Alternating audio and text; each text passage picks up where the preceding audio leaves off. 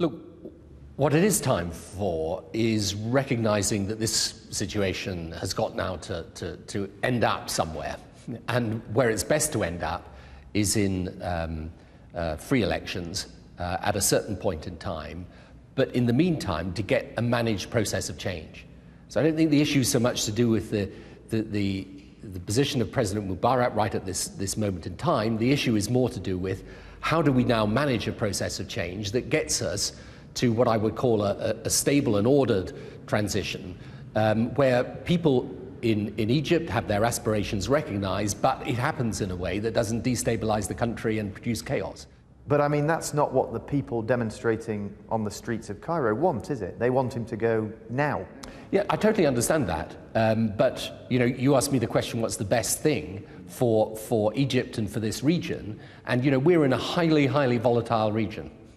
Okay, and we all know that there are a range of forces, some of whom would end up with a good result in Egypt, and some of which would end up with not a good result. So we want to make sure that what ends up is a better outcome for Egypt and for the region. But that's got to be done with care. And I don't think that Western governments should be the slightest bit embarrassed in saying, we've worked very closely with President Mubarak, we've always been urging change. Change has got to happen, but it's got to happen in a way that is orderly and stable and produces a better result. You say that the aim should be elections, but there's a pretty good chance that if that happens, the Muslim Brotherhood, the main Islamic movement there, could do very well, if not win those elections.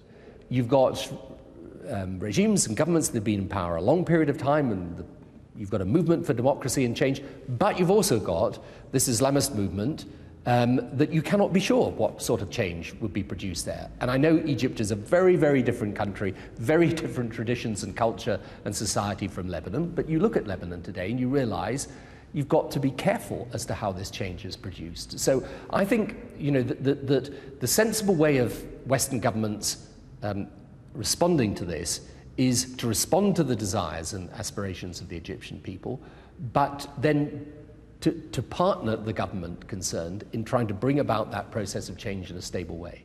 Shouldn't the international community really have been better prepared for this? I mean, this has been brewing in Egypt for a long time. Well, we have, but it's...